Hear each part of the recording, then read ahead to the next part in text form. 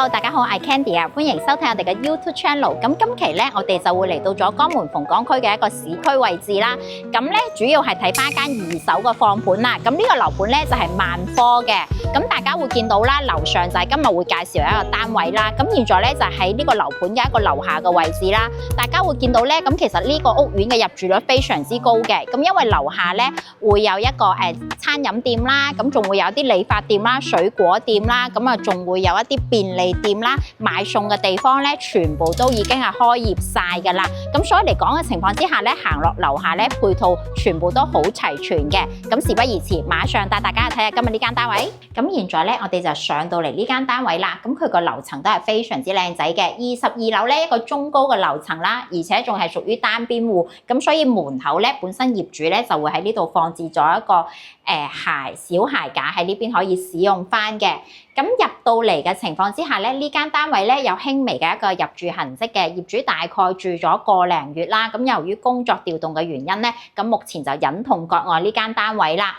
咁咧本身呢度咧呢個樓盤嘅一手開售嗰陣咧，其實係帶咗個精裝修交付嘅，但係櫃呢啲咧全部就係業主咧後期咧去襯色做翻原木風嘅。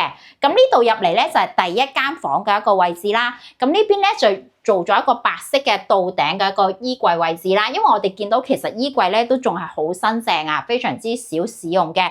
咁咧床咧同埋呢個床墊咧，亦都係用咗啲嘢去鋪翻靚仔佢，咁所以嚟講嘅情況之下咧，就唔會係搞到好邋遢嘅。咁門方面咧，亦都係開發商嘅一個交樓標準嘅。咁地磚咧就開發商原版嘅一個交樓標準啦。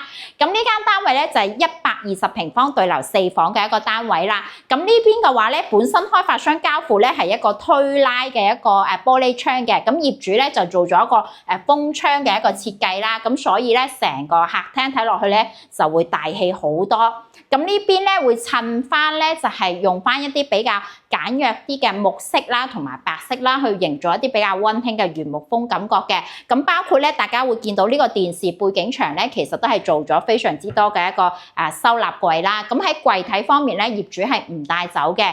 咁咧因為沙發嘅話咧，咁業主都比較中意呢套沙發，咁所以沙發同埋餐台嘅呢啲可以搬得喐嘅嘢咧，到時業主咧會直接搬走翻嘅。咁我哋睇翻呢個餐廳方面啦，咁其實餐廳方面都尚算闊落嘅。咁呢邊到時咧，亦都可以自己再加一組餐邊櫃咧，呢度放餐台咧都唔會覺得好逼仄嘅。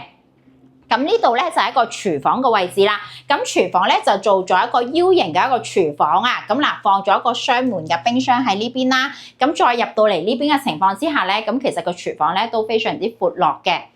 咁我哋再出翻嚟呢邊咧，呢邊咧就其實會屬於一個生活陽台嘅一個位置啦。咁因為業主咧佢本身係有小朋友嘅，係啦。咁所以嚟講嘅情況之下咧，就做咗國內呢一種防盜網啦。咁但係如果係唔中意或者覺得佢影響美觀咧，後期可以自己拆咗佢都冇問題嘅，係啦。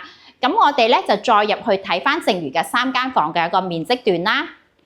咁咧呢度咧就係第一個洗手間嘅位置啦。咁洗手間嘅話咧就係馬桶啦、星盤鏡櫃啦，呢個都係屬於開發商原版嘅一個交樓標準嚟嘅。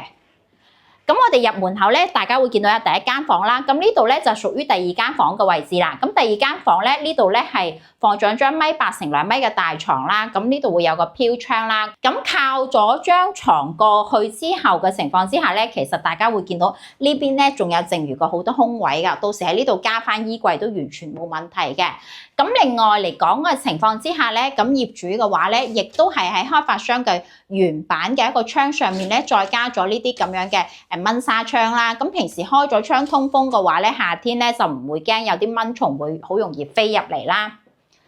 咁呢邊咧就係第3間房嘅位置。咁第3間房咧，業主係特登騰空咗一間房咧，呢度咧就係做咗一個類似一個書房咁樣嘅位置啦。咁因為呢度嘅情況之下咧，亦都係做咗一啲靠牆嘅櫃啦。咁同埋其實收納空間都非常之多嘅。咁後期咧，如果呢邊想再放個床嘅情況之下咧，放張1.2米嘅床咧喺呢度定製翻咧係冇問題嘅，可以貼近翻呢個飄窗嘅一個位置啦。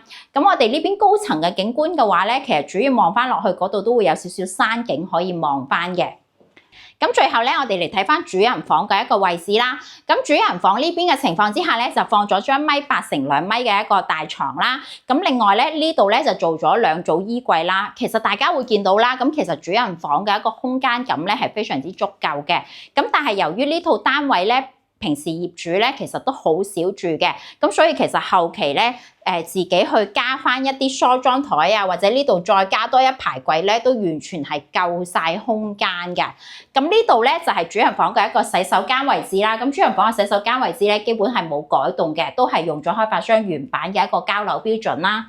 咁我哋今日睇嘅呢套二手放盤單位嘅話咧，佢嘅一個建築面積咧就係120平方啦。咁佢係屬於對流4房嘅一個戶型嘅。咁業主大概入住咗個零月左右，咁所以其實居住嘅時間咧就唔算特別長啦。咁目前呢個二手嘅一個放盤價嘅情況之下咧，就係118,000啦。咁業主咧因為現在已經翻咗去外地嗰邊工作㗎啦，咁如果咧佢話如果有心人睇啱呢間單位嘅話咧，可以再繼續去商量翻呢一個價錢嘅。咁呢一間單位咧，其實係屬於一個中高層嘅單位啦。咁而且對流戶型嘅情況之下咧，就住起身相對嚟講咧就比較舒適啦。咁再加上本身呢個地段嘅話咧，其實係屬於江門中心嘅一個位置啦。咁所以其實樓下嘅配套非常之齊全嘅，有超市啦，有街市啦，有餐飲店啦，有理髮店啦。咁基本日常嘅生活配套咧，行落樓下咧就可以滿足到噶啦。咁如果有興趣嘅朋友仔嘅話咧，就可以 WhatsApp 翻我哋啦，或者係 WeChat 翻我哋 send 翻呢個單位更詳細嘅資料俾大家睇翻嘅。咁另外咧，我哋喺江門嘅各個小區咧，亦都係有非常之多嘅一啲二手放盤嘅。咁如果對於邊個樓盤有興趣嘅話咧，就 WhatsApp 留言翻俾我哋啦。我哋下期節目再見，拜拜。